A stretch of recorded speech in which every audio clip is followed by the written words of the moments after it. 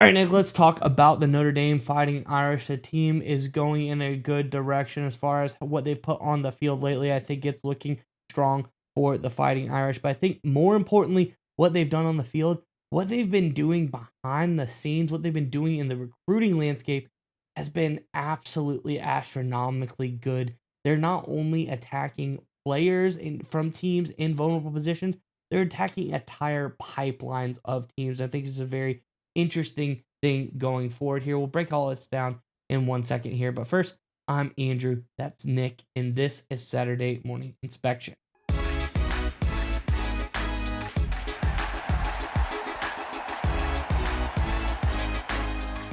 All right, Nick, as I alluded to, Fighting Irish off to a great start recruiting. They were doing some really good stuff, but they continue to keep rolling it and especially preying on the downfall of people in that area. Talking about the Penn State Nittany Lions. They're coming in. James Franklin gets fired, and they say, hey, let's come in, capitalize, and not only get players, let's attack the whole WPIAL, which is, had to look it up, the Western Pennsylvania Interscholastic Athletic League, where a lot of really solid players are, that the Nittany Lions have been getting a lot of great players from for many, many years now.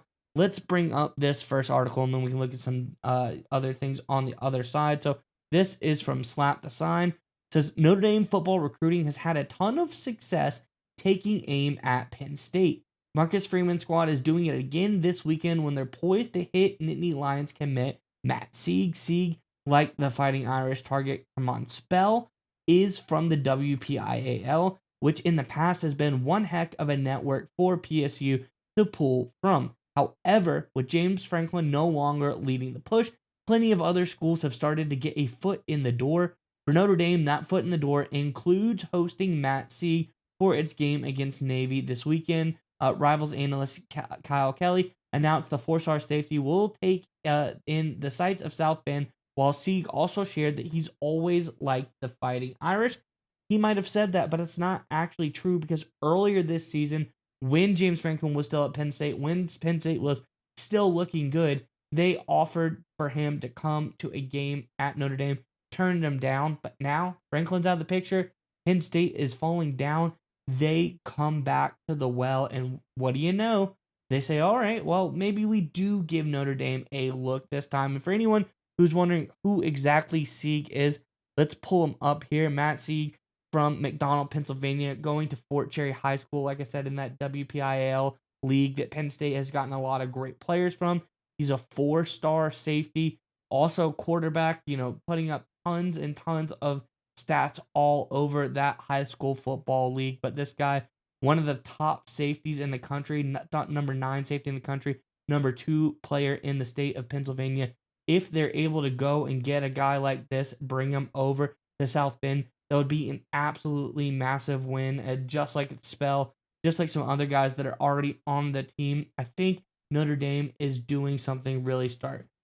You have to be able to come in and see where there is weakness, see where you can capitalize, see where you can move in. You got to be a smart businessman in these opportunities where where the need for great players at a team like Penn State is still there. The want for those players to go to that school is no longer there. So you move in, give a niche that, hey, Notre Dame, another similar school, similar area, they are a really good program. Now they're capitalizing, trying to get these players to come over there. So I think Notre Dame, Coach Freeman, as always, doing really, really great work. I think this is going to pay off big time for the Fighting Irish going forward. Curious what your thoughts are on all of this, Nick. But before we get to you, Notre Dame fans, in the comment section below, we've been talking about over the last couple of weeks, maybe month or so, since James Franklin really getting out of the picture at Penn State. Let us know, who are you most excited about as far as some of these really high-profile recruits now becoming into Notre Dame's sphere? There's Sieg, there's Spell, there's a couple other guys as well. I think there's a lot of good talent in the air for Notre Dame, but let us know, who are you the most excited about in the comment section below. But nonetheless, Nick, what are your thoughts on all of this strategy, everything here for Notre Dame? Look, it's the right approach, right? The reality is Penn State is a recruiting juggernaut when they're a healthy program. And Franklin, while they were far from elite, they were still a healthy program. So Notre Dame obviously recognizes an opportunity. And one of the things with these recruiting pipelines is that they can be, completely captured. We've seen this in the past, right? Auburn, for example, in the state of Alabama, they had a historical recruiting pipeline for a lot of their kids. Alabama does a great job with Nick Saban basically took over that pipeline, took over those connections, took over that network of high school coaches at that level, pulled them into Tuscaloosa, and of course the rest is history. We've seen this in the state of Texas, we've seen this in the Florida, right? The reality is these networks of coaches and scouts and all these guys at that level, they can be sort of pulled in one direction in unison. It takes a lot of effort and a lot of time, but look, there's no loyalty in this game. These coaches are looking out for their players. These high school coaches are looking out for their players, not these collegiate programs. They're not loyal to Penn State. They're not loyal to Notre Dame. Notre Dame is smart. Marcus Freeman is smart to take advantage of the volatility in Happy Valley to take care of some of these networks and go after some of these high school prospects. It's a good strategy. It's a good approach. And it just speaks to, once again, the intelligent operation being run by the Notre Dame Fighting Irish. And this is what they do, right? Even though they're focused primarily on making a run back to the college football playoff, and we'll get to more on that in just a second, they do a phenomenal job always being focused on recruiting, which you have to do. The great programs are always focused on 2 years from now, next year, 3 years from now. You can't. It's a weird world of college football where I feel like as a head coach, you literally go from one meeting where you're like game planning. All right, how do we come up with 5 good plays in the red zone? And then 30 minutes later, you're on a call from a kid who just turned 14, right? Hey, how much do you want to come here in 2031?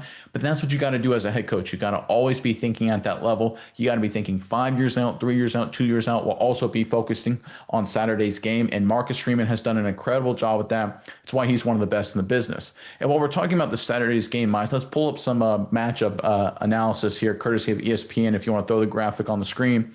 So this is again per ESPN Analytics. That's the top box there. Talking Navy, Notre Dame. Obviously, Notre Dame a hefty favorite, 96.5% chance to win per ESPN Analytics. And the odds makers obviously agree. Notre Dame is a 26.5 point favorite. They opened up as a 24.5 point favorite, and nothing but money has flowed to Notre Dame.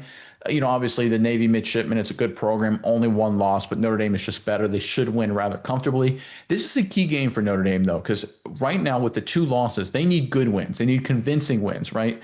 And one of the things that really sucks for Notre Dame, if I'm being totally honest, is the fact that Miami has now lost a few games. So that loss against Miami week 1, not quite as good as it looked maybe a month ago. So right now, Notre Dame needs some convincing wins. They need to play good football, and they have been for sure. But the reality is they can't go out there and survive Navy and win, 28-21 or 28-24. This needs to be a double-digit victory. And it was kind of a sloppy game against BC, if we're being honest, right? It was, right? It was just an ugly game.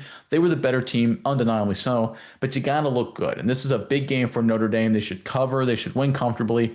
38-10, 35-7, make all the committee members go, okay, yeah, Notre Dame, they're head and shoulders above good quality mid-tier competition, which if you're going to be a playoff team, you should be. So this is a big opportunity for Notre Dame. Obviously, you can't lose. That would be a total debacle, but you have to win and win big and look good doing it. I know Marcus Freeman and his staff and those players are excited to kind of improve on their sort of lackluster, sloppy performance last Saturday. I think they do a good job against Navy this weekend and deliver a massive victory for the Fighting Irish. And while we're talking about the playoff, I know the first playoff rankings have been released. I don't really care too much about that until we get really to the last couple of weeks of the season. But I want to look at the data here. Let's pull up the FPI, Mice, if you don't mind, to see where Notre Dame sits on ESPN's Football Power Index. Because to me, this is the real indicator where if you can continue to rise this chart, you'll get noticed by the committee members, right? This will kind of be a leading indicator. You can see Ohio State, Indiana, they're crushing it. They're the top of the list. But Notre Dame, not far behind. They're sitting at number 5 in the country right now in FPI, ahead of programs like Georgia, Texas A&M, Miami, Ole Miss, BYU, Texas Tech, currently programs that find themselves in the college football playoff.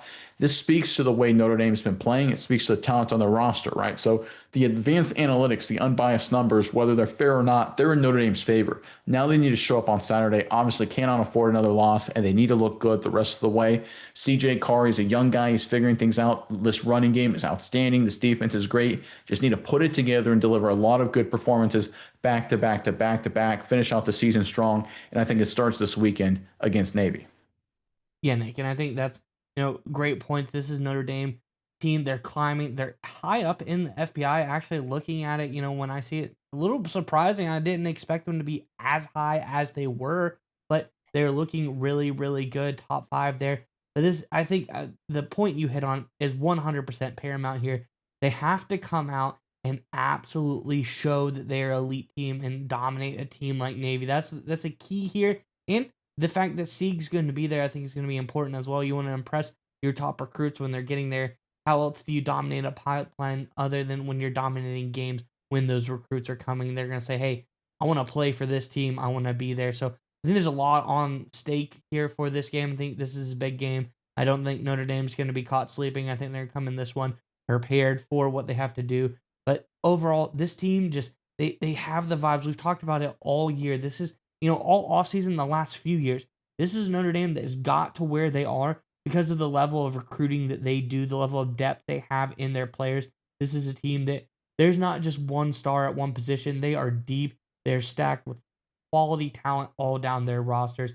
And these latest moves, trying to commandeer a whole pipeline of players from a team that's down, that is going to keep continuing them on this path. So great job by Notre Dame. I think there's a lot of good stuff going on here. And I'm excited to see what they can do against Navy, to see how that affects their trajectory going into this college football playoff.